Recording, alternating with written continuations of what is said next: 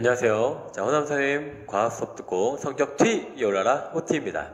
자, 오늘은 이제 생명과학 원 첫 시간인데, 우리 2학년 때 배우는 과학 과목의 중요성은 다른 과목 시간에 다 얘기했기 때문에 뭐 그렇게 크게 더 강조하진 않을게요. 자, 근데 자, 우리 작년 같은 경우에는 그 고3 학생들이 수능 과목으로 이제 지구과학 1을 많이 선택을 했는데, 올해는 다시 역전됐어. 자, 올해는 생명과학 1을 더 많이 봤습니다. 딱 이 마디만 할게요. 자, 여러분도 이제 생명과학 1으로 수능을 볼 수 있기 때문에 대부분의 학생들이, 그래서 자, 이 생명과학 1 수업, 내신, 그리고 수능에서 모두 다 중요한 과목이니까 마찬가지로 두 마리 토끼를 잘 잡으시길 바라겠습니다. 자, 선생님도 뒤에서 이제 강력하게 뒷받침해 줄게. 자, 그럼 이제 생명과학을 이제 오늘부터 처음 들어갈 텐데, 우리 책을 한번 구성을 한번 볼까? 책을 보면 첫 페이지에 자, 생명과학의 이해, 첫 단원이 생명과학의 이해야. 자, 첫 단원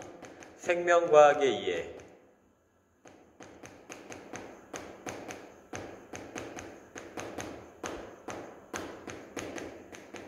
뭐 생물은 어떤 특징이 있고 세포로 되어 있고, 그 다음에 또 어떤 특징들이 나타나고, 이런 것에 대해서 하는 거고요. 그 다음에 생명과학을 연구할 때에는 어떤 방법을 사용하는지, 뭐 귀납적 탐구 방법, 그 다음에 연역적 탐구 방법, 이런 것들이 있는데, 이 귀납적 탐구 방법과 연역적 탐구 방법은 생명과학을 연구할 때만 쓰는 게 아니라, 자, 모든 과학에 대해서 연구를 할 때, 자, 이 두 가지 방법을 이용하는데, 생명과학이 이 두 가지를 실은 겁니다. 책에다가. 알겠죠? 자, 그리고 이제, 자, 2단원은 사람의 물질 대사. 두 번째 단원은 물질 대사에 대해서 나와 있는데, 자, 이 단원 같은 경우에는 통합과학 때도 한번 다뤘던 내용이라서 막 그렇게 어렵지 않습니다. 자, 이 생명과학의 특징은 뒤로 가면 갈수록 외울 분량, 난이도가 점점 높아지다가 마지막 단원에서 뚝 떨어집니다. 자, 그래서 자, 점점 높아지는데 3단원 뭐냐면, 자, 3단원은 항상성이야. 자, 항상성과 그 다음에 몸의 조절. 항상성 하면 뭐 체온 조절, 그리고 뭐 삼투압 조절, 그리고 혈당량 조절, 이렇게 중학교 때 했었는데 그 중학교 때 했던 거 물어보면 아무도 몰라. 그래서 새로 한다는 느낌으로 다시, 자, 여러분도 기억 안 나죠? 네, 알고 있습니다. 그래서 요거 다시 한번 할 거고요. 자, 그리고 이제 자, 네 번째 단원이 뭐냐면 생물의 하이라이트죠. 유전입니다. 유전. 자, 여기가 가장 어려운 파트고요. 그리고 이제 다섯 번째 마지막 단원은 여기서 갑자기 난이도가 뚝 떨어져. 자, 생태계 파트입니다. 알겠죠? 그래서 이렇게 다섯 대단원을 생명과학 시간에 할 텐데, 자, 중간고사 시험 범위는 대부분 여기에서 끊깁니다. 여기 일부분이 들어가는 학교도 있긴 하지만 여기까지가 중간고사. 그리고 이제 기말고사 때 여기 항상성에 대해서 하고요. 그리고 2학기 때 주로 이제 유전과 생태계 파트를 중간고사하고 기말고사로 보게 됩니다. 대체적으로. 알겠죠?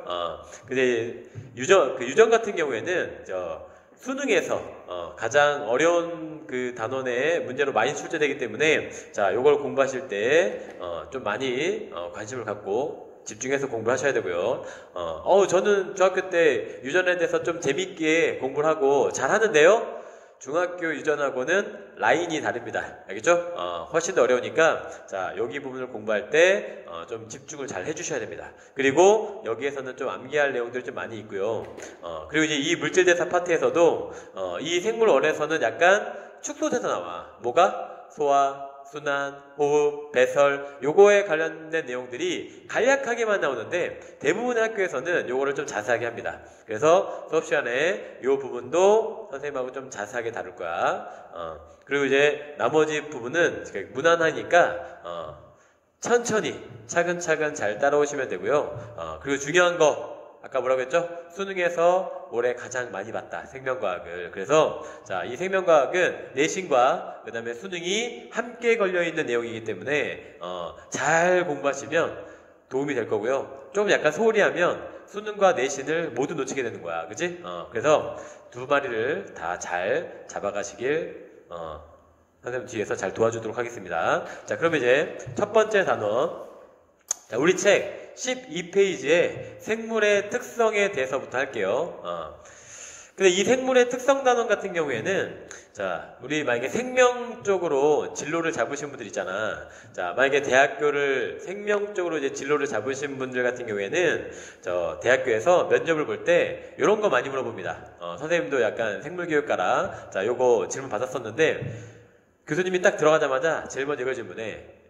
여러분 학생 생물은 뭔가? 이렇게 얘기하면 당황합니다. 생물 숨 쉬는 거? 뭐지? 생물은 뭐지? 살아있는 거? 이렇게 얘기한단 말이야. 근데 생물이라고 물어봤을 때 생물은 뭐냐고 이렇게 물어봤을 때 오늘 배운 내용을 얘기하시면 됩니다. 알겠죠? 자, 생물이라고 하는 건 뭐냐면 일단 첫 번째 세포로 되어 있습니다. 교수님이 물어봤을 때 생물 세포로 되어 있어요 라고 말하는 순간 90점은 먹고 들어가는 거야. 자, 생물은 뭘로 되어 있다? 세포로 되어 있다. 됐죠? 자, 생물은 첫 번째 특징 세포로 되어 있다. 그래서 이 세포가 바로 생물의 구조적 그리고 기능적 기본 단위. 자, 기본 단위이다. 자, 요게 바로 세포죠. 생물의 첫 번째 특징 모든 생물은 세포로 되어 있다. 그죠? 그래서 되게 중요합니다. 자, 생물은 세포로 되어 있다. 그래서 생물의 구조적 그리고 기능적으로 기본 단위가 된다. 되나요? 그 우리 생물 중에서 동물과 식물 있지. 이 동물과 식물의 구성 단계를 한번 잠깐 볼까? 일단 기본 단위가 뭐다? 기본 단위가 세포로 되어 있다. 그 다음에 이 세포들이 모여서 뭐가 됩니까? 기억나니? 기억 안 나? 기억 안 나는 사람이 조직의 쓴맛을 좀 봐야겠구만. 조직이죠. 자, 조직이 됩니다. 조직. 세포가 모여서 자, 조직이 되고요. 그 다음에 이 조직이 모여서 뭐가 된다? 기관이 됩니다. 그죠? 자, 어떤 역할을 수행하는 기관이 되고요. 이 기관이 모여서 이제 뭐가 되는 거야? 하나의 생물체. 하나의 개체가 되는 거야. 자, 하나의 개체가 된다. 그래서 생물의 기본 단위는 뭐다? 세포입니다. 근데 동물과 식물이 여기서 좀 다르지 않아? 자, 식물 같은 경우에는 세포로 되어 있고 그 세포들이 모여서 조직이 되고 이 조직이 모여서 뭐가 돼? 같은 기능을 하는 조직들이 모여서 자, 조직계가 되죠. 비슷한 기능을 하는 조직들이 모여서 조직계라는 걸 하나 더 만들고 이 조직계들이 모여서 뭐가 되는 거야? 기관이 되고 그 기관이 모여서 개체가 되는 겁니다. 그래서 식물의 구성 단계는 세포, 그 다음에 조직계가 하나 더 있다는 거. 자, 식물 같은 경우에는 조직계가 있고요. 그 다음에 기관, 그리고 뭐가 된다? 하나의 생물체인 개체가 되는 겁니다. 됐죠? 근데 동물도 좀 다르지 않아? 자, 동물 같은 경우에는 자, 맨 처음에 세포로 되어 있고요. 우리가 동물이니까 동물이 좀 더 중요하지 않을까? 그리고 이제 이 세포들이 모여서 뭐가 돼? 조직이 되고요. 그 다음에 이 조직들이 모여서 조직계 없습니다. 자, 비슷한 기능을 하는 조직들이 모여서 조직계가 되는 건데 동물의 조직은 비슷한 기능을 하는 조직들이 없어. 어떤 조직은 근육 조직은 몸을 움직이는 거, 신경 조직은 뭐 자극을 전달하는 거, 상피 조직은 뭐 몸을 보호하는 거. 이렇게 조직마다 역할이 각각 다르기 때문에 이걸 묶지 않습니다. 알겠죠? 자, 그래서 이 조직들이 모여서 이제 뭐가 된다? 그 다음 기관으로 넘어가는 거야. 그리고 이 기관들이 같은 기능을 하는 기관들이 있단 말이야. 예를 들면 입, 그 다음에 식도, 그리고 위 무슨 작용해? 소화작용이죠. 자, 그래서 이런 소화작용을 하는 기관들을 모아서 우리가 소화계라고 하잖아. 소화계. 이렇듯 자, 기관들이 모여서 뭐가 돼? 기관계가 되죠. 자, 기관계가 되고 이 기관계들이 모여서 이제 뭐가 되는 거야? 하나의 개체가 되는 거야. 자, 우리 생물원에서 중간고사 시험을 볼 때 자, 전체적으로 뭐야? 어렵지 않아. 근데 나만 어렵지 않아? 남들도 어렵지 않습니다. 그래서 학생들을 잘 어떻게 구별하기 위해서, 누구는 잘하고 못한 애를 구별하기 위해서 선생님들이 약간 낚습니다. 문제에서 뭘 많이 낚냐면 자, 여기에서 많이 틀리거든. 통합과학 때도 선생님이 그렇게 강조를 했는데 틀린 사람들 찔끔하죠? 자, 여기 부분입니다. 세포들이 모여서 조직이 된다고 했는데 자, 이 조직이 될 때에는 비슷한 기능을 하는 세포들이 모여서 하나의 조직을 만드는 거야. 그지? 뭐라고요? 비슷한 기능을 하는 세포들이 모여서 조직이 되는 거야. 동물 얘기하는 겁니다. 자, 근데 이 조직이 모여서 기관이 된다고 했는데 기관이 될 때에는 비슷한 조직이 모여서 기관이 되는 거야? 아니라고 했잖아. 그죠? 아까도 했지만 근육 조직은 몸을 움직일 때, 신경 조직은 자극을 전달할 때, 그 다음에 상피 조직은 몸을 보호할 때, 오케이? 자, 다르단 말이야. 이런 다른 역할을 하는 조직들을 모아서 하나의 기관이 되는 거야. 근데 선생님들이 이렇게 낚는다니까? 비슷한 기능을 하는 조직들이 모여서 기관이 된다. 그러면 그렇지. 조직들이 모여서 기관이 되는 거니까 맞지 하고 틀린다고요. 알겠죠? 그거 조심하세요. 통합과학 때도 선생님이 분명히 그렇게 강조했는데 1번 문제였을 거야 아마 이거. 신송고등학교 틀린 사람들 네, 앞으로 조심하세요. 자, 그럼 이제 기관들이 모여서 기관계가 되고 이제 개체가 되는 거죠. 요런 단계를 거치는 게 바로 뭐다? 동물입니다. 동물. 자, 이 세포로 구성되어 있고 이 각 단계별의 내용들은 이 다음 단에서 좀 더 자세하게 다룰 겁니다. 알겠죠? 이 밑에 있는 물질 대사와 함께. 자, 그럼 이제 생물은 세포로 되어 있다. 이해갑니까? 네. 그래서 아까 선생님 뭐라고 했어? 생물은 뭘로 되어 있다? 생물은 뭡니까? 세포로 되어 있습니다. 그럼 이제 90점 먹고 들어간다고 했잖아. 그 다음 두 번째로 물질 대사를 합니다 라고 하는 순간 자네는 대학교 합격이네 아마 라고 얘기하실 거야. 자, 물질 대사를 한다. 생물은 반드시 물질 대사를 한다. 자, 이 물질 대사도 자 우리가 통합과학 때 했던 내용이니까 아마 다 기억이 날 거야. 이 물질 대사를 할 때에는 반드시 필요한 게 두 가지가 있어. 첫 번째는 뭐죠? 그렇습니다. 자, 우리 몸은 화학 반응이 일어나기 위해서 필요한 최적화된 온도가 아니야. 좀 낮은 온도란 말이야. 그래서 생물의 몸에서 일어나는 화학 반응을 물질 대사라고 하는데 이 물질 대사가 잘 일어나기 위해서는 뭐가 있어야 돼? 그렇지. 반응 속도를 빠르게 해주는 물질이 필요해. 그게 바로 뭐다? 효소다. 그죠? 원래 시험에서 반드시 이게 필요하다 그러면 대부분 틀리지 않니? 근데 이 물질 대사에서는 반드시가 맞습니다. 반드시 뭐가 필요하다? 효소가 필요하다. 반드시 효소가 필요하다. 자, 그리고 두 번째, 이 물질 대사가 진행되기 위해서는 반드시 뭐에 출입이 있다? 에너지. 그죠? 자, 에너지의 출입이 있다는 거. 자, 에너지의 출입이 있다. 자, 그래서 물질 대사는 반드시 효소가 필요하고 그리고 에너지의 출입이 있다. 이게 특징이야. 그래서 이 물질 대사를 에너지를 방출하냐 아니면 흡수하냐에 따라서 또 두 가지로 나누죠. 자, 그 두 가지. 첫 번째는 뭡니까? 동화작용이 있고요. 동화작용. 자, 그 다음에 두 번째 뭐가 있어? 분해시키는 이화작용이 있고 이화작용. 자, 동화작용에는 뭐가 있어? 동화작용은 뭐야? 동화작용? 그치. 작은 물질을 커다란 물질로 합성하는 거. 그래서 저분자 물질을 뭘로? 고분자 물질로. 저분자 물질을 고분자 물질로 합성하는 게 동화작용이라고 한다면 이화작용은 반대입니다. 커다란 고분자 물질을 고분자 물질을 뭘로? 자, 좀 작은 저분자 물질로 분해하는 게 이화작용이야. 그래서 자, 이 저분자 물질은 에너지가 마찬가지로 적을 거 아니야. 자, 저분자 물질은 에너지가 적을 거 아니야. 근데 고분자 물질은 어때? 에너지가 많겠죠. 자, 얘도 에너지가 많겠죠. 그러면 자, 저분자 물질 에너지가 작은 애가 에너지가 큰 물질로 되려면 에너지를 어떻게 해야 돼? 흡수해야 돼? 방출해야 돼? 당연히 에너지가 많아지려면 흡수해야죠. 그죠? 자, 그래서 이때에는 에너지를 흡수해야 돼. 그래서 동화작용을 다른 말로는 뭐라고 해? 자, 이 동화작용을 다른 말로는 흡열반응이라고 합니다. 자, 얘를 흡열반응이라고 하고요. 그 다음에 이화작용은 반대겠죠. 에너지가 많은 애가 에너지가 적은 애로 바뀌는 거니까 에너지를 어떻게 해야 돼? 방출해야지. 그치? 자, 그래서 이 이화작용을 다른 말로 뭐라고 한다? 발열반응이라고 합니다. 자, 에너지를 방출하기 때문에 발열반응. 자, 그러면 이 동화작용의 대표적인 예는 뭐가 있죠? 자, 동화작용의 대표적인 예, 뭔가를 합성해서 커다란 걸로 바꾸는 거. 합성하니까 딱 떠오르니? 광합성. 그치? 자, 광합성.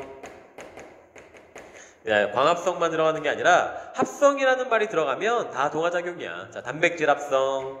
제일 많이 나오는 거 두 가지만 할게요. 자, 단백질 합성. 요런 게 대표적인 동화작용이고, 그 다음에 이화작용은 뭐가 있어? 광합성의 반대.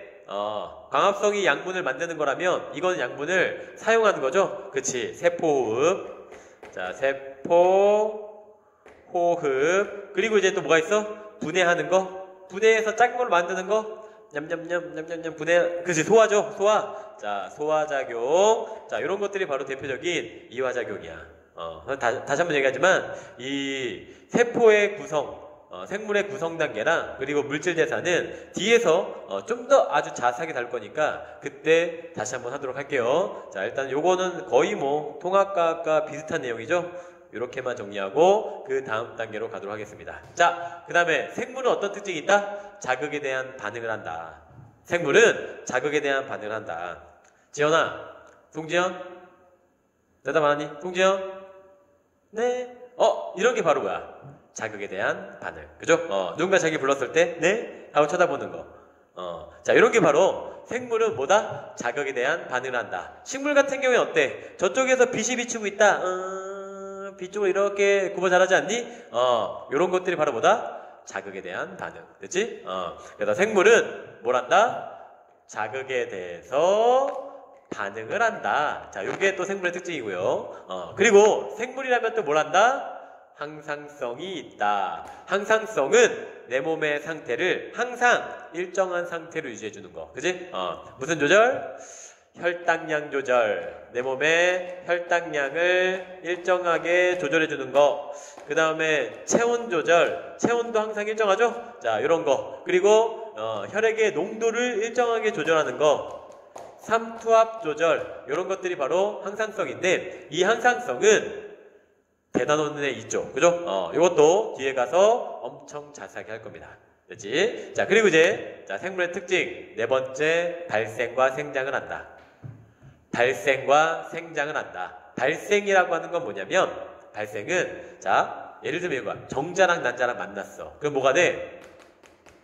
수정란이 되죠? 근데 이 수정란이 생물처럼 보이니? 그냥 눈에도 잘 보이지 않는 세포 하나일 뿐이란 말이야. 근데 이 수정란이 분열을 해서 세포가 2개가 되고 4개가 되고 8개가 되고 16개가 되고 32개, 수학 잘하죠. 자, 이렇게 세포수가 점점 많아지다가, 자, 그 각각의 세포가 어디는 머리로, 어디는 팔로, 어디는 다리로 이렇게 해서 하나의 생물체의 모습을 갖추게 된단 말이야. 자, 그런 과정을 뭐라고 하냐면 발생이라고 합니다. 그래서 수정란에서부터 어떤 어린 생물이, 어린 개체가 이렇게 나오기까지 하는 과정을 발생이라고 하고요. 그 다음에 이 어린 생물이 자라서 어른이 되는 거 있죠. 그죠? 이렇게 어른으로 점점 자라는 거.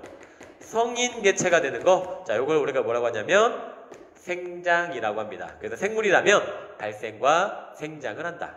됐지? 자, 그리고 이제 5번째.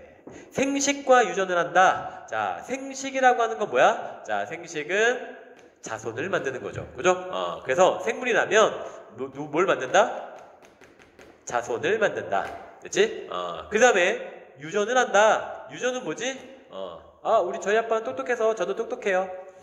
저희 엄마는 쌍꺼풀이 있어서 저도 쌍꺼풀이 있어요. 이런 거죠. 부모와 자식이 닮는 거. 오케이? 부모의 특징이 자손에게 이렇게 전달. 이런 걸 우리가 유전이라고 하죠. 그래서 자, 생물은 뭐 한다? 유전을 한다. 오케이? 그리고 이제 6번째. 자, 생물이라고 하면 적응과 진화를 한다. 여러분 생물이기 때문에 1학년이었지만 이제 2학년이 됐어. 이 환경에 적응할 거 아니야. 자, 코로나가 없던 시대와 있던 시대. 이 있던 시대도 우리는 어때? 살아남았잖아. 잘 살고 있잖아. 뭐 좀 힘드니? 그래도 잘 살고 있잖아. 버티고 있잖아. 자, 생물이라면 어떤 환경에 잘 적응하는 성질을 갖고 있다. 그리고 그 환경에 적응한 다음에 그 생물의 그 환경에 맞춰서 생물의 모양이 조금씩 세대를 거듭하면서 조금씩 바뀌어가는 걸 뭐라고 해? 진화라고 하죠. 오케이? 생물은 뭐 한다? 적응과 어떤 환경에 적응하고 그 환경에 점점 적합한 형태로 점점 바뀌어간다. 그래서 적응과 진화를 한다. 이렇게 해서 생물의 특징 6가지 정리했는데요. 어렵지 않죠? 자, 이 6가지를 나누고 공부하신 다음에 그리고 한 가지 여러분이 더 해줘야 될 게 있어. 뭐냐면 이렇게 나누셔야 됩니다. 1번부터 4번까지, 그 다음에 5번과 6번. 1번부터 4번까지는 뭐 어떤 특징이다? 생물체 하나가 자기의 개체 하나를 유지하려는 생물의 특성이 바로 1, 2, 3, 4. 세포로 돼 있다. 물질 대사한다. 그리고 자극에 대해서 반응하고 항상성을 유지한다. 발생과 생장을 한다. 이거는 뭐다? 생물 하나가, 개체가. 그죠? 개체가 자신의 그런 생명 현상을 유지하기 위해서 하는 특징들이고, 그 다음에 생식과 유전을 한다는 뭐야? 그치, 대를 잇기 위한 거죠. 그 다음에 적응과 진화하는 것도 뭐야? 그 환경에 살아남아서 대를 잇기 위한 거지. 그치? 그래서 이 4번, 5번과 6번 내용은 바로 뭐다? 바로 종족을 유지하려는 생물의, 자, 종족을 유지하려는 성질 때문에 나타나는 생물의 특성이라는 거, 요렇게 구별해 주시면 되겠습니다. 자, 그러면 요렇게 정리를 하시고요. 자, 그 다음에 이제 우리가 뭐 해야 되냐면 바이러스에 대해서 해야 되는데, 이 바이러스도 처음 할 때 약간 조금 어려울 수도 있고 중요한 파트이기 때문에 여기 부분을 좀 지우고 할게요. 알겠죠? 자, 그럼 이제 바이러스에 대해서 한번 해보도록 하겠습니다. 바이러스 이제 지겹죠? 그죠? 바이러스가 도대체 어떤 녀석이었는지, 왜 우리를 이렇게 지금 괴롭히고 있는지, 자, 이 바이러스의 특징에 대해서 할 텐데, 일단은 우리가 이 단원 제목이 뭐지? 생물의 특성이야. 근데 바이러스가 나왔잖아. 이 바이러스는 생물일까요? 생물이 아닐까요?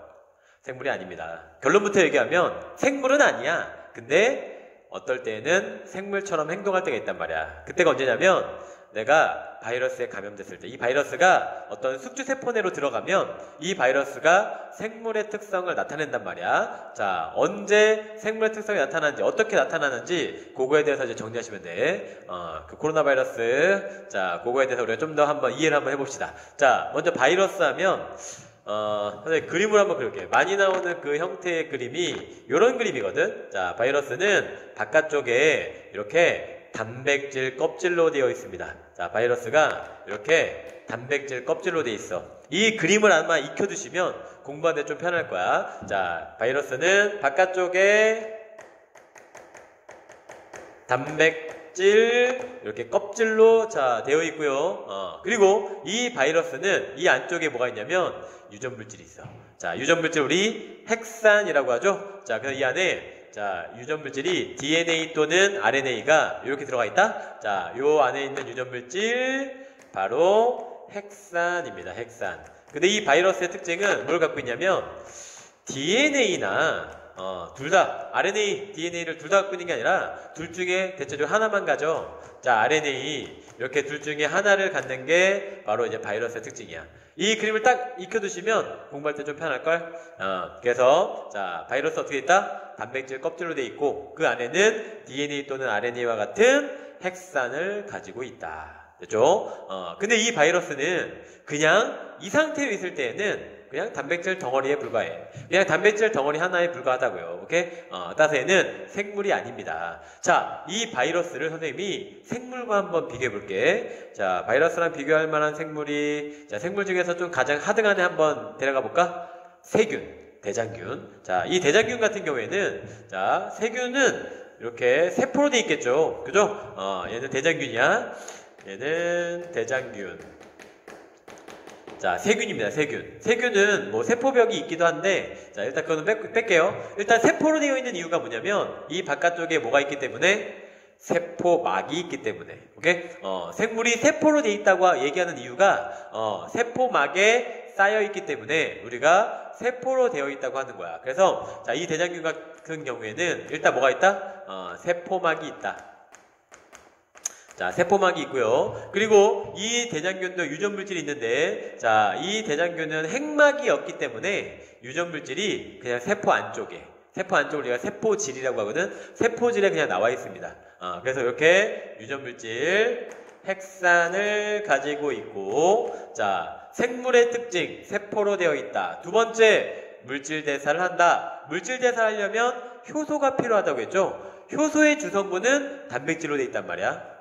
여기까지 잘 따라왔니? 다시 한번 해줘. 자, 생물은 뭐로 되어 있다? 세포로 되어 있다. 근데 그 세포는 뭘 한다? 물질 대사를 한다. 물질 대사할 때는 반드시 뭐가 필요하다? 효소가 필요하다. 근데 이 효소의 주성분은 뭐야? 단백질입니다. 근데 이 단백질을 만드는 세포의 소기관이 뭐냐면 리보솜이거든. 리보솜. 기억나니? 예전에 했던 내용이죠? 자, 여기 세포 안에 보면은 리보솜이 있어서, 자, 요 안에 리보솜이 있어서 단백질을 합성하기 때문에 그래서 얘는 물질 대사를 할 수 있는 거야. 그래서 생물인 겁니다. 그죠? 근데 바이러스는 세포로 되어 있지도 않고, 그죠? 물질 대사를 할 수 있는 것도 아니고, 그냥 뭐 생장과 발생도 안 하고, 혼자서는 아무것도 못하기 때문에 생물이 아니란 말이야. 그런데 이 녀석이 어디로 들어오면? 생물의 몸으로 들어가면, 자, 이 대장균 안으로 바이러스를 한번 집어넣어 볼게요. 근데 이 바이러스의 모든 부분이 다 들어가는 건 아니고, 자, 바이러스의 이 껍질 부분 있죠? 단백질 껍질 부분, 여기는 세포 안으로 들어가지 못하고, 자, 이 안에 있는 핵산 있지? 이 핵산이 요 안으로 들어가서, 자, 대장균의 DNA에 이렇게 연결이 됩니다. 됐나요? 바이러스 어떻게 감염되는지 알겠니? 자, 감염된 거야. 이 껍질 안에 들어있는, 자, DNA 핵산이 요 대장균 안으로 들어가서 대장균의 요 DNA에 이렇게 연결이 돼. 그러면 이제 어떻게 되냐면, 이 대장균이 세포 분열을 하기 위해서 유전물질을 2배로 복제한단 말이야. 그때, 쭉 유전물질을 복제할 때, 이거 내 건가? 같이 복제해버립니다. 있나요? 같이 복제해버립니다. 그리고 이 바이러스의 유전물질 있지? 이 유전물질을 이용해서, 자, 여기는 리보솜이 뭐 한다고요? 이 리보솜이 단백질을 합성한다고 했잖아. 자, 바이러스의 유전물질을 이용해서 이 리보솜을 이제 활용하는 거죠. 이 리보솜을 이용해서 자기의 유전물질에 들어있는 단백질 합성 정보로 단백질을 합성하기 시작해. 그래서 여기에서 이 바이러스의 껍질들이 이렇게 만들어지기 시작합니다. 자, 이렇게 만들어지기 시작합니다. 그러면 그 껍질 안에다가 이 유전물질을 이 안으로 이렇게 또 들어가면 어떻게 돼? 바로 새로운 바이러스가, 자, 새로운 바이러스들이, 자, 여기 있는 걸 끊어서 이 안으로 들어가면 어떻게 돼? 자, 새로운, 자, 바이러스들이 어떻게 된다? 증식하기 시작하는 거야. 됐니? 그렇다면, 자, 이 바이러스는 대장균 안으로 들어갔을 때, 어디에서? 숙주세포 내에서는, 자, 생물의 특징이 나타나는데, 자, 우리 앞에서 봤던 생물의 특징을 하나씩 정리하면서 과연 여기서 나타난 바이러스의 생물의 특성은 어떤 것이 있는지 한번 정리하고 갈게요. 자, 일단 생물은 어떤 특징이 있다? 세포로 되어 있다. 자, 바이러스가 새롭게 나오긴 했지만 바이러스가 세포막이 있는 건 아니야. 그지? 자, 그래서 세포로 되어 있다는 아닙니다. 그죠? 그 다음에 두 번째, 물질대사. 생물은 물질대사를 한다고 했는데, 물질대사 했네요. 비록 자기의 소기관을 이용한 건 아니지만 숙주세포의 리보솜을 이용한 거긴 하지만 단백질을 합성했잖아. 자, 이런 바이러스의 단백질 껍질을 합성했잖아. 그지? 따라서, 자, 숙주세포 내에서는 뭘 할 수 있다?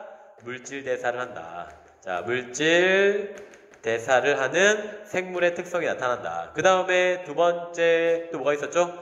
자극에 대한 반응과 항상성이 있었는데, 자, 이 안에 들어가서 뭐 자극에 대해서 반응한 건 아니잖아. 뭐 체온 조절한 건 아니잖아. 그래서 항상성이나 또는 자극에 대해서 반응한 건 아니야. 그래서 걔 말고. 그러면 그 다음 뭐 있지? 발생과 생장이 있죠? 근데 이 안에 들어가서 생물이 갑자기 뭐 이렇게 점점 바뀌어가서 하나의 개체가 나오거나 뭐가 이렇게 자라거나 한 건 아니잖아. 그지? 많아진 거지 이렇게 커진 건 아니잖아. 따라서 뭐 발생과 생장을 한 것도 아니야. 근데 뭐 했습니까? 여러 개가 됐네. 자손을 만든 거죠. 그죠? 번식한 거잖아. 따라서 뭘 한다? 생식을 한다. 그죠? 그리고 여기 안에 있는 이 유전물질은, 자, 여기 있는 원래 기존에 있던 이 핵산이 이 안에 들어가서 복제된 거기 때문에, 자, 그러면 이 안에 있는 바이러스는 얘하고 어때? 같은 유전물질을 갖고 있겠죠. 유전된 거네. 그죠? 자, 그래서 생식과 뭘 했다? 유전을 했다. 그 다음에 세 번째, 자, 이 바이러스 같은 경우에는, 자, 어떤 바이러스는 이 대장균의 DNA 있지? 그 대장균의 DNA도 조금 가져나간다? 그러면 원래 있던 DNA, 유전 물질에다가 숙주세포의 DNA가 좀 더 거한으로 들어왔기 때문에 어떻게 된 거야? 유전자가 바뀌었네. 그죠? 진화하는 겁니다. 그래서 내가 선생님의 소견으로는 이 코로나 바이러스의 변종들이 계속 나오고 있잖아. 바로 이런 겁니다. 우리가 매년 감기에 걸리는 이유도 마찬가지야. 감기도 바이러스 때문이잖아. 이 바이러스가 계속해서 조금씩 바뀌어가는 거야. 뭐? 진화합니다. 그죠? 따라서 숙주세포 내에서 뭐 한다? 진화했기 때문에. 자, 이런 것들은 뭐야? 생물의 특성이죠? 바이러스는 정리합니다. 혼자 있을 때에는 독립적으로는 생물이 아니라 무생물, 생물의 특징이 없단 말이야. 근데 자, 어디에 들어가면, 숙주세포 내에 들어가면 이렇게 물질대사라든가 그리고 생식과 유전을 하고요. 그리고 진화를 하기 때문에 생물의 특성이 나타난다. 그래서 우리가 바이러스를 생물과 무생물의 중간 형태로 얘기하는 경우가 되게 많아. 됐나요? 자, 그래서 바이러스 한번 정리했습니다. 자, 우리 책 15페이지에 그 바이러스의 특징에 대해서 한번 쭉 정리를 해봤고요. 그리고 이제 그 다음 페이지에 보시면 화성 생명체 탐사라고 해서 실험이 하나 나와. 어떤 학교는 뭐 자세하게 안 다루는 학교도 있고, 여기 되게 중요하게 다루는 학교도 있기 때문에 한번 같이 한번 하고 넘어갈게요. 자, 그럼 첫 번째 화성의 생명체 탐사 실험. 자, 여러분들이 화성으로 간 겁니다. 그래서 화성으로 가서 이 화성에 있는 토양에 생물체가 있나 없나 한번 토양을 가져왔어. 토양을 내가 지구로 가져왔단 말이야. 근데 안 보이는데 그 안에, 토양 안에 세균과 같은 생물들이 살고 있을 수도 있잖아. 그죠? 그래서 내가 그거를 들고 와서 이 안에 집어넣었습니다. 자, 실험기구 안에 집어넣고 여기다 지금 뭐하고 있냐 잘 보세요. 자, 여기다가 이산화탄소를 넣어줬어. 그리고 램프로 빛을 비춰줬네. 자, 이 화성의 토양에 어떤 생물이 있다고 생각하는 거야, 이 사람? 이 실험, 어떤 생물이 있다고 생각하고 실험을 하고 있는 거야? 그렇죠. 이산화탄소를 이용하고 빛을 비춰줬다? 이 화성의 토양에 광합성을 하고 있는 생물이 있나 없나를 알아보는 거구나 라고 우리가 유추할 수 있죠. 그죠? 그게 중요하다고요. 자, 이 그림을 딱 보는 순간 이산화탄소를 넣어줬고 빛을 비춰줬다? 이 그림을 딱 보는 순간 이 화성의 토양 안에 뭐하는 생물? 광합성하는 생물이 있나 없나를 알아보는 겁니다. 근데 이 광합성은 생물의 특성에서 어디에 들어가? 그렇지, 물질대사에 들어가죠? 동화작용. 자, 물질대사 중에서도 동화작용에 들어가잖아. 그래서 이 실험은 화성의 토양에 동화작용을 하는 생물이 있나 없나를 알아보는 실험이야. 알겠니? 그리고 이제 만약에 여기에 광합성한 생물이 있다면 광합성을 할 거고요. 여기에 이산화탄소에 뭐가 포함되어 있습니까? 탄소 동위원소, 방사성 원소가 포함되어 있단 말이야. 그러면 광합성할 때 뭐가 생겨? 광합성할 때 포도당. 포도당이 생기는데 이 포도당 안에 방사성 원소 14를 포함한 포도당이 생성이 되는 겁니다. 됐나요? 그런 다음 이 안에 있는 이산화탄소를 다 빼내고 이 아래쪽에서 뭐하면 가열하면 이 포도당이 연소되면서 다시 뭐가 나오겠습니까? 이산화탄소가 발생하겠죠? 근데 이 이산화탄소에 있는 탄소에는 뭐가 포함되어 있다? 방사능 원소가 포함되어 있겠지? 그러면 이거를 만약에 방사능 계측기에서 띠 감지했다. 그러면 화성의 토양에는 광합성하는 생물이 있구나. 이렇게 할 수 있는 거잖아. 자, 정리가 됩니까? 이렇게 해서 요 실험은 요걸 찾는 게 키포인트가 되겠습니다. 알겠죠? 이산화탄소를 왜 넣어줬는지, 빛을 왜 비춰줬는지를 생각해보면 돼. 자, 그 다음에 옆에를 가볼게요. 자, 그러면 이제 두 번째 실험이야. 화성의 토양에다가 뭘 넣어주고 있는지 잘 보세요. 탄소, 방사성 원소가 포함되어 있는 영양소를 집어넣고 있습니다. 자, 생물은 영양소를 이용해서 뭐하지? 그렇죠. 에너지를 만들죠. 세포흡을 통해서 에너지를 만드는데 화성의 토양에 세포흡을 통해서 에너지를 만드는 생물이 있나 없나를 지금 알아보는 실험이야. 그지? 그래서 이 화성의 토양에 뭘 하는 생물이 있나 없나? 바로 세포호흡. 자, 세포호흡을 통해서 에너지를 만드는 생물이 있나 없나를 알아보기 위해서 뭘 넣었다? 영양소를 넣었다. 됐지? 자, 그러면 이 세포호흡하는 생물이 이 영양소를 이용해서 뭐 하겠어? 호흡을 한다면 여기에서 이산화탄소가 발생할 거고, 여기에 14, 방사능 14가 포함되어 있는 탄소가 같이 나오겠죠. 그러면 이 녀석을 방사능 계측기에서 띠띠 탐지를 한다면, 화성의 토양에는 세포호흡을 하는 생물이 있구나, 이렇게 알 수 있는 거잖아. 그죠? 그러면 이렇게 세포호흡은 어디에 들어간다? 생물의 특징 중에 물질대사 중에 이화작용이죠. 그죠? 따라서 자, 이화작용을 하는 생물이 있나 없나를 알아볼 때 이런 실험을 하시면 되겠습니다. 자, 그러면 마지막 실험이 하나 더 나오죠. 자, 다에서는 마찬가지로 뭘 넣어주고 있니? 자, 넣어주는 것만 잘 보면 돼. 영양소죠? 영양소를 넣어줬다? 뭐하는 생물? 그렇지, 여기랑 똑같습니다. 자, 이 화성의 토양에 세포호흡을 하는 생물이 있나 없나를 알아보는 실험이 다실험인데요. 됐죠? 근데 여기는 약간 있는지 없는지 그 결과를 분석하는 게 조금 달라. 뭘로 분석하고 있습니까?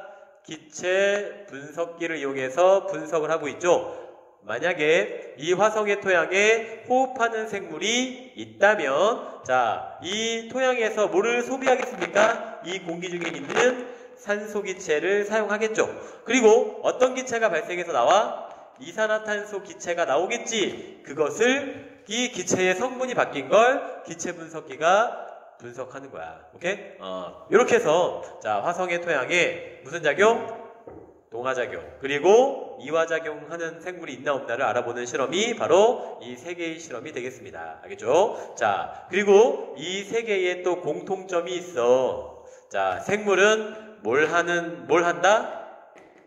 물질 대사를 하는데, 자, 화성의 토양에 물질 대사를 하는 생물이 있다고 가정하고 이런 실험을 하는 겁니다.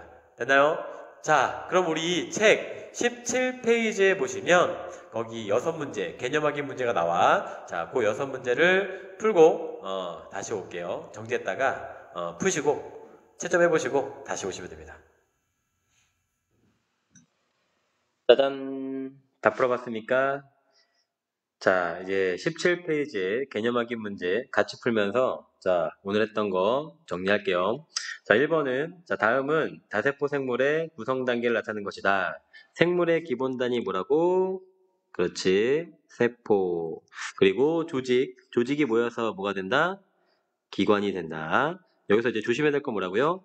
같은 기능을 하는 세포들이 모여서 조직이 된다는 맞지만, 같은 기능을 하는 조직들이 모여서 기관이 된다 아니야.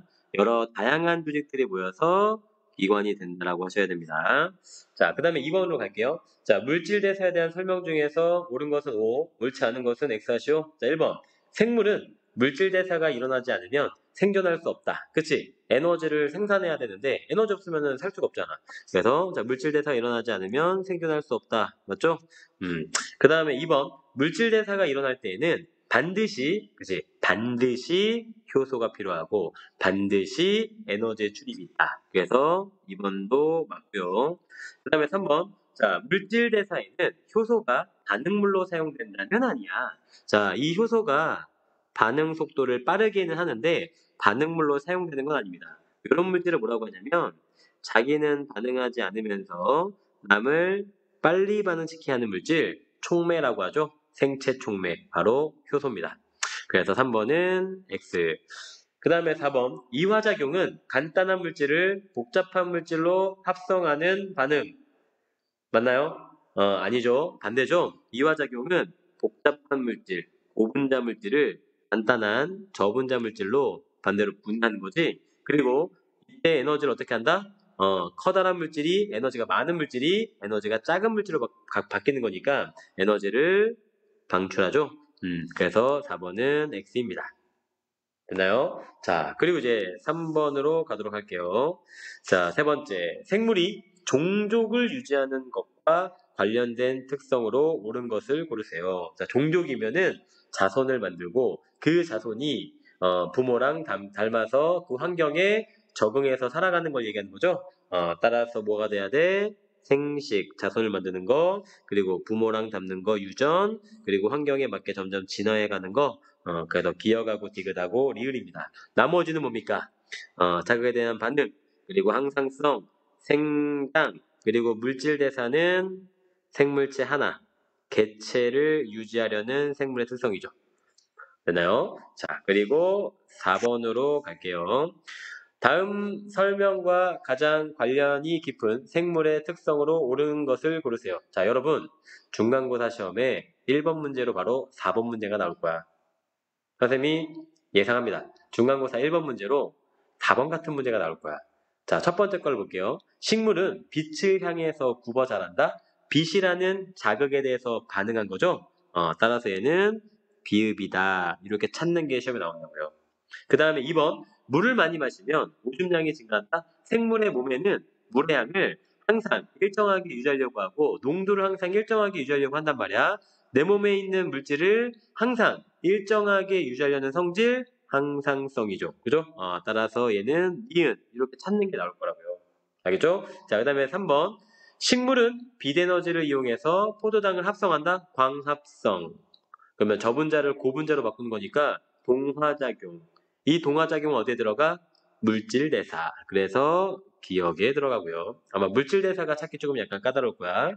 그 다음에 네 번째. 가랑잎벌레는 몸의 형태가 주변의 잎과 비슷하다.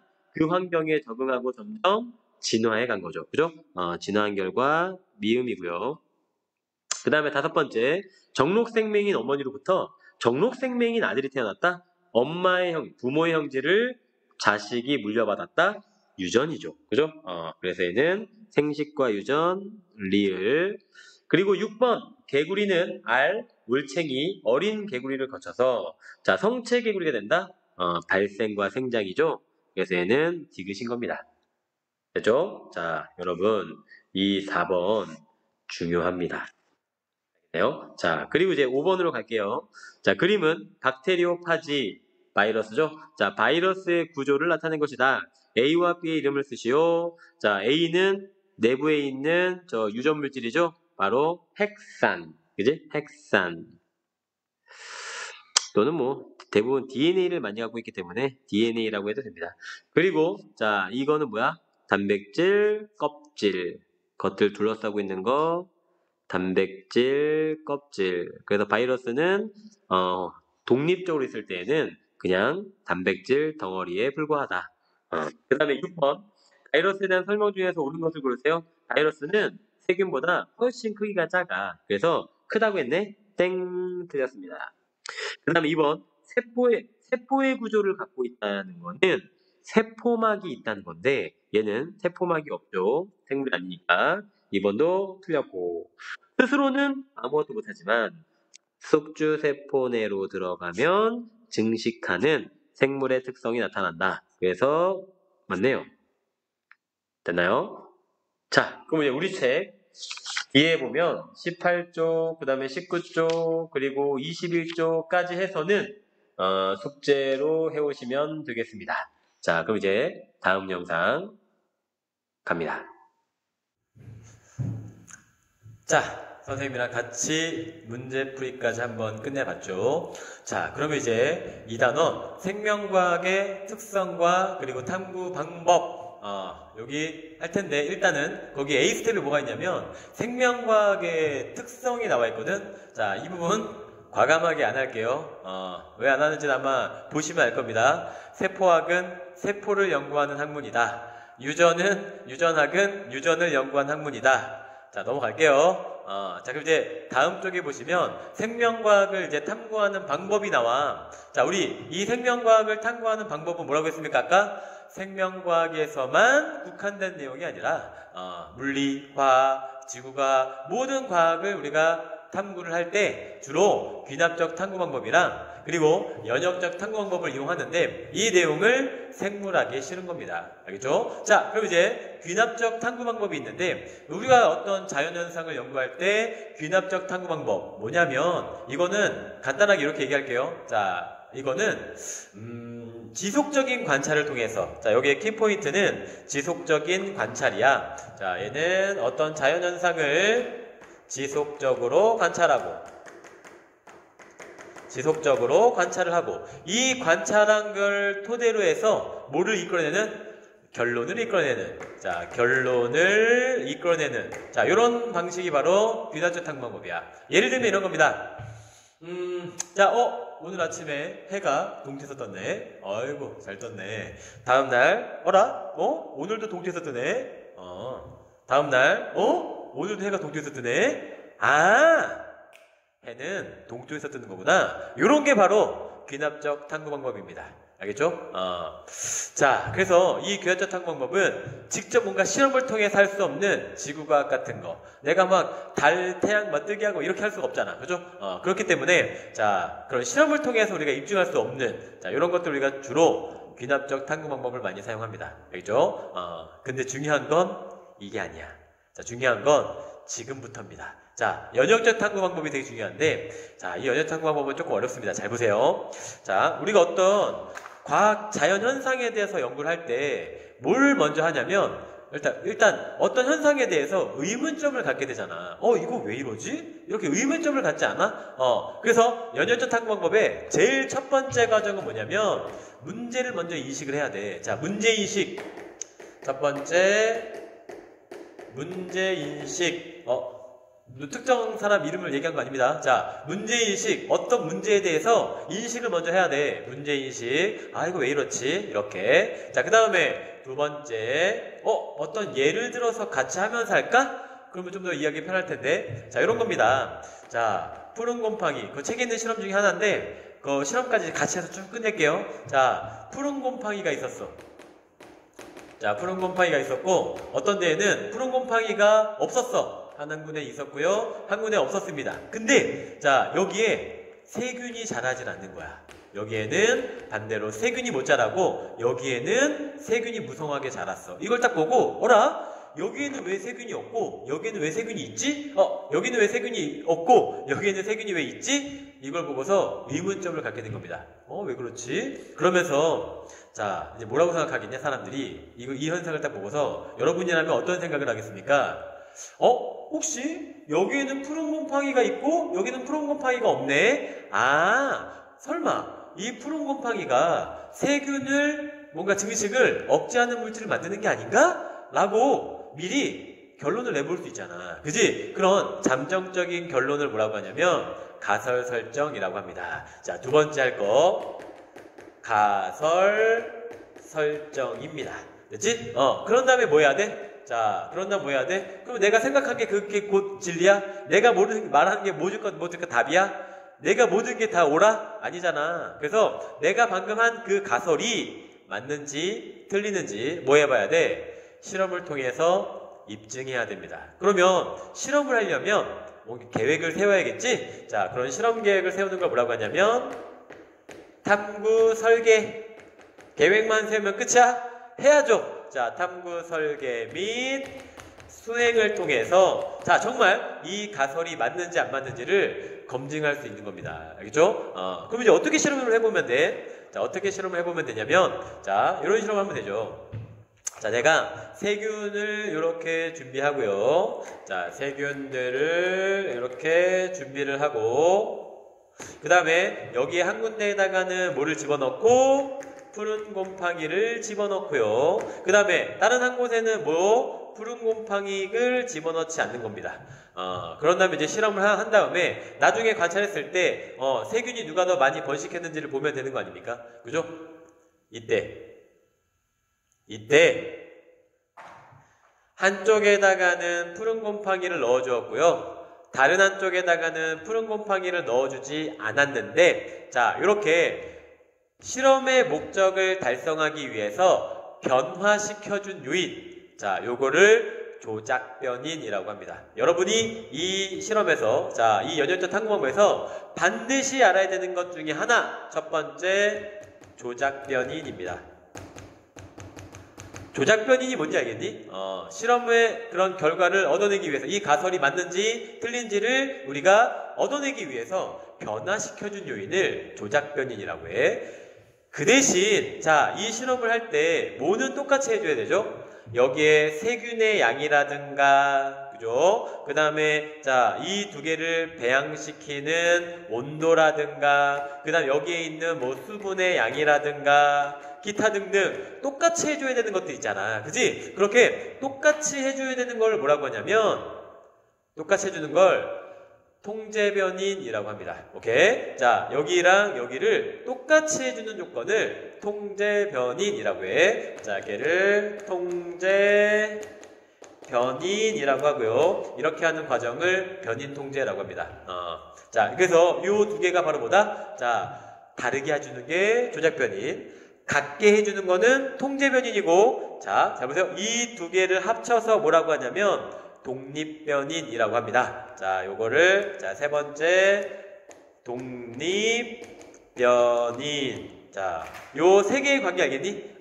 조작변인과 통제변인을 독립변인이라고 하고, 자, 실험의 결과를 입증하기 위해서 변화시켜준 요인은 조작변인, 똑같이 해주는 거는 통제변인, 이 두 개를 합친 건 독립변인. 됐나요? 됐죠? 자, 그럼 이제 끝이 아니야. 자, 이렇게 했더니 며칠 뒤에 여기에서는 세균의 수가 급격하게 줄어들었어. 근데 여기는 세균의 수가 점점 더 많아지고 있었습니다. 자, 그렇다면 자, 이 결과 있죠? 자, 여기는 세균이 줄어들었다. 또는 뭐 세균이 없어졌다. 여기는 세균이 점점 늘어났다. 결과잖아. 결과. 이 결과를 뭐라고 하냐면 네 번째 종속변인이라고 합니다. 자, 결과를 종속변인이라고 하는데 이 종자가 뭐냐면 너 왜 자꾸 종종 따라다녀? 따라올 종자야. 그래서 이렇게 실험을 했더니 결과 따라서 나타나는 결과. 그러니 그거를 뭐라고 한다? 종속변인이라고 합니다. 자, 그러면 여기에 나오는 변인들 잘 정리됩니까? 요거를 놓쳐서 많이 틀린 사람 많은데 조심하세요. 자, 조작변인, 통제변인, 종속변인 이 세 개가 물론 중요하지만 이 두 개를 독립변인이라고 한다는 것도 알고 있어야 돼. 됐죠? 자, 죄송합니다. 끝이 아닙니다. 끝이 아닙니다. 한 개만 더. 자, 이렇게 이 가설이 맞는지 안 맞는지를 자, 알아보기 위해서 우리가 푸른 곰팡이가 있으면 세균이 번식하지 않는다고 했는데 정말 그런지를 알아보기 위해서 이렇게 세균에다가 푸른 곰팡이를 해준 요 실험이죠. 요 실험을 우리가 실험군이라고 해. 자, 얘를 실험군이라고 하고요. 실험을 할 때는 반드시 실험군과 함께 이거의 비교 대상이 필요하거든. 대부분은 자연 상태로 그냥 가만 놔둔 거야. 그러니까 푸른 곰팡이가 없는 상태. 자, 요런 상태를 우리가 이 실험군을 우리가 뭐라고 하냐면 대조군이라고 합니다. 대조군. 오케이? 요렇게 정리하시면 끝. 탐구 설계와 수행에서 뭐가 있다? 실험군과 대조군이 있는데 대체적으로 뭐다? 자연 상태로 놔둔 건 대조군이다. 내가 이 실험의 가설을 검증하기 위해서 만든 실험군은 검증하기 위해서 만든 그런 영역들은 뭐다? 실험군이다. 이렇게 정리하시면 됩니다. 됐지? 자, 그래서 실험군과 대조군, 조작변인, 통제변인, 종속변인, 독립변인까지 그럼 정리됩니까? 네. 자, 그러면 자, 이 결과 마지막 이제 뭐 해야 돼? 자, 이 실험에서 해봤더니 나타난 결과들이 있을 거 아니야? 그런 결과들을 분석해 봐야죠. 그죠? 자, 그럼 분석하는 과정을 자료, 해석 과정이라고 하고요. 그리고 마지막 다섯 번째, 자, 이 나온 결과가 처음에 내가 세웠던 가설과 일치한 거야. 그러면 어떻게 된 거야? 그러면 이 푸른 곰팡이가 세균을 억제하는 물질을 만드는구나. 이렇게 결론을 내면 되죠. 그죠? 근데 만약에 내가 세운 가설이랑 이 결과가 맞지 않았어. 그럼 어떻게 하면 돼? 네. 다시 새로운 가설을 세워야 됩니다. 세균 좀 아니었네. 이 푸른 곰팡이가 세균을 번식하는 물질을 분비하는 게 아니었나? 그러면 다른 요인이 뭐가 있나? 이러면서 다른 가설을 세워서 다른 실험을 하셔야 됩니다. 알겠죠? 그래서 자, 이 자료 결과가 가설과 일치했을 경우에는 어떻게 한다?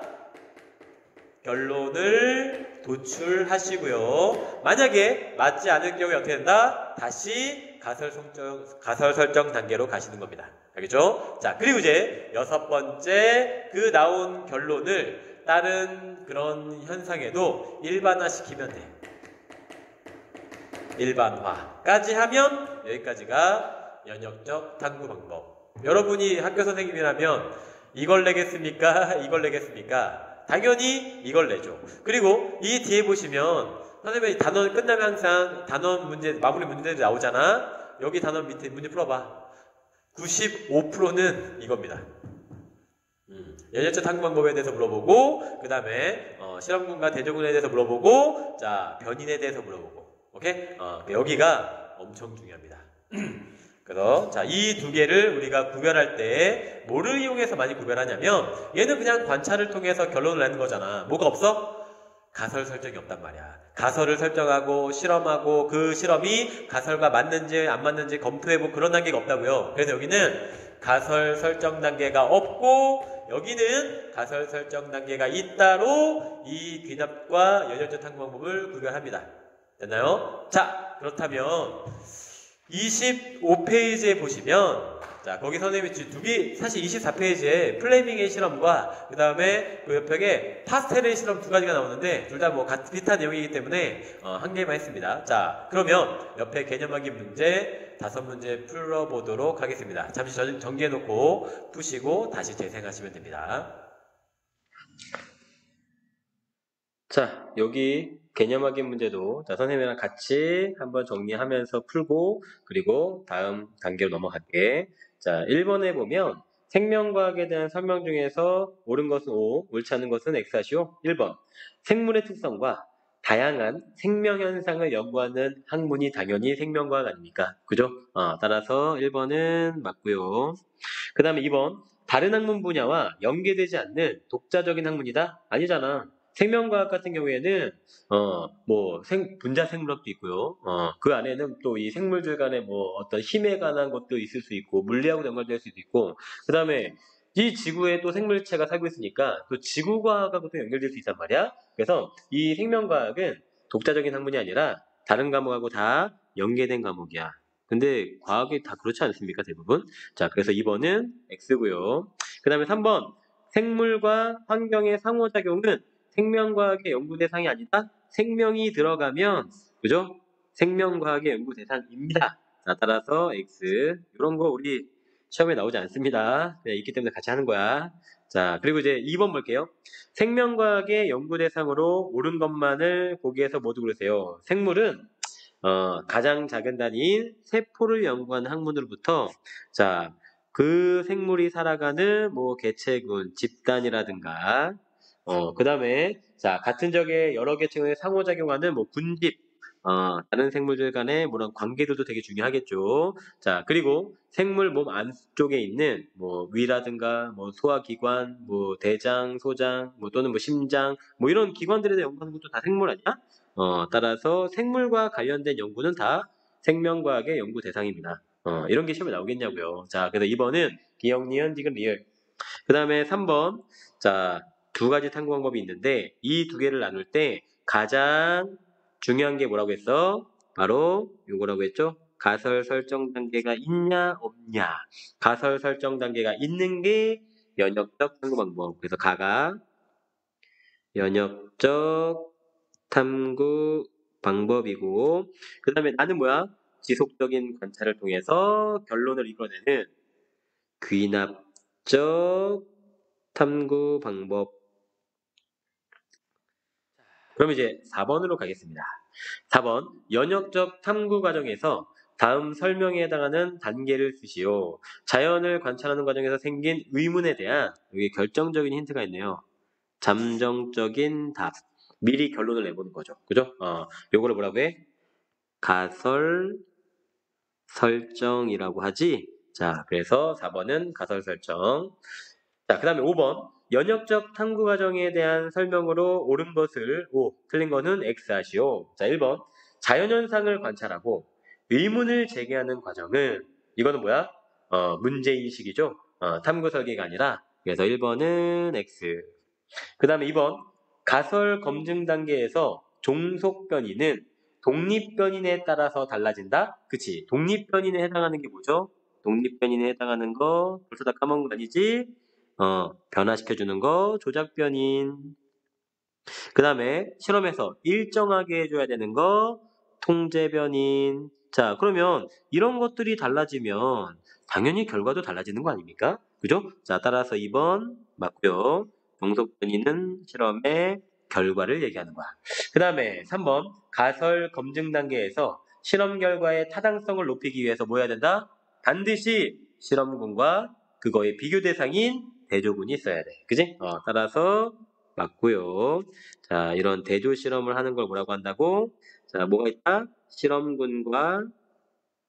이 실험군과 비교 대상인 대조군을 자, 이렇게 해서 비교하는 실험을 대조 실험이라고 하는데 검증 단계에서는 타당성을 높이기 위해서 이 두 가지를 함께 실험을 해야 돼. 그 다음에 4번 가설 검증 단계에서 실험 결과가 어떤 요인에 의해서 나타나는 것인지 정확하게 판단하기 위해 조작 변이 외에 독립 변이는 그치 조작 변이만 다르게 하고 뭐는 독립 변이는 똑같이 해줘야죠. 내가 아까처럼 푸른 곰팡이가 세균을 번식하는지 번식하지 못하게 하는지를 알고 싶으면 푸른 곰팡이만 넣고 안 넣고 나머지 어떻게 해야 돼? 똑같이 해줘야죠. 그지? 자, 따라서 4번은 맞고요. 그 다음에 5번 탐구 결과를 해석하여 가설이 타당하지 않은 것으로 밝혀지면 어디로 간다? 가설 설정으로 간다. 그지? 문제인식으로 가는 게 아니라 새로운 문제를 세워 새롭게 다른 거 생각해 이제 그거 생각하지 마. 새로운 가설 설정으로 가야죠. 그래서 X입니다. 됐나요? 자, 그럼 이제 다음 페이지에 보시면 대표 자료 분석 문제가 나와. 자, 우리가 이 통합각에서는 자, 요런 문제들이 들어있지 않아, 완자에서. 근데 이 원 과목에서는 자, 대표 자료 분석 문제가 나오는데 저번에도 얘기했는데 다른 과목에서도 여기 뭐라고 써 있습니까? 학교 시험에 자주 출제되는 문제들이 나오기 때문에 자 여기 있는 대표자료 분석 문제만 잘 풀어도 기본기를 튼튼하게 다질 수 있어. 그래서 자 연역적 탐구 과정, 탐구 설계와 수행에 관한 이 두 가지 문제를 자 마찬가지로 같이 풀어보도록 하겠습니다. 자 여러분들은 풀고 선생님이랑 같이 봐도 돼. 아니면 같이 풀든가. 풀어보는 게 좋지 않을까요? 그죠? 잠시 멈췄다가 다시 트시면 되겠습니다. 자, 다 풀고 왔습니까? 아니면 그냥 같이 풀 겁니까? 자, 거기 볼게요. 자, 첫 번째, 자, 자료 1번 문제, 연역적 탐구 과정에 관한 문제인데, 페니실린이 발견한 플레밍의 탐구 과정이다. 아까 했던 거네요, 이거. 그지? 자, 페니실린이 과연 세균의 증식을 억제할 것인가에 관한 내용들이 위에 나와 있죠. 자, 1번. 이 실험의 가설을 세우세요. 이걸 가기 전에 이 위에 있는 가나다를 한번 분석해 볼게. 자, 간은 뭘 것 같아, 지금? 푸른 곰팡이는 세균의 증식을 억제하는 물질을 만든다? 결론을 냈네? 결론 도출이죠. 얘는 결론 도출이고요. 그 다음에 나는 볼게요. 푸른 곰팡이 주변에는 세균이 증식하지 못하는 까닭은 무엇일까라는 의문을 가졌다. 이거 처음에 뭐 한 거야? 문제 인식한 거죠? 자, 그래서 얘는 문제 인식. 자, 그 다음에 그럼 가설 설정이 있어야 되는데 어딨지? 라에 있네. 푸른 곰팡이는 세균의 증식을 억제하는 물질을 만들 것이다 라고 가정하였다. 미리 결론을 내본 거죠? 요게 가설 설정이고 가설을 설정했으면은 이거에 맞게 실험을 해야 되는데 자, 그 실험하는 게 어디 있어? 맞아. 모든 조건은 동일하게 하고 세균을 배양한 접시 2개에 하나는 푸른 곰팡이를 접종하지 않았다. 이게 바로 뭐야? 탐구 설계하고 이제 실험한 거죠? 자, 이렇게 탐구 설계 및 수행 실험을 해본 거고요. 자, 그리고 이제 이 결과들이 나올 거 아니야. 그 결과를 이제 해석하는 단계가 바로 다죠. 그죠? 요 다가 자료 해석 단계고 그리고 아까 처음 했던 가가 결론 도출입니다. 그러면 이 실험에 가설을 쓰시오. 뭐라고 쓰면 돼? 푸른 곰팡이는 세균의 증식을 억제하는 물질을 만들 것이다 라는 가설을 세웠기 때문에 이런 결론이 나온 겁니다. 이 결론은 뭐여야 돼? 가설하고 맞아야 되잖아. 그지? 그래서 푸른 곰팡이는 세균을 증식을 억제하는 물질을 만들 것이다 라는 가설을 세웠겠네. 그지? 그래서 가의 내용을 살짝 변형시켜주면 돼. 자, 그 다음에 2번.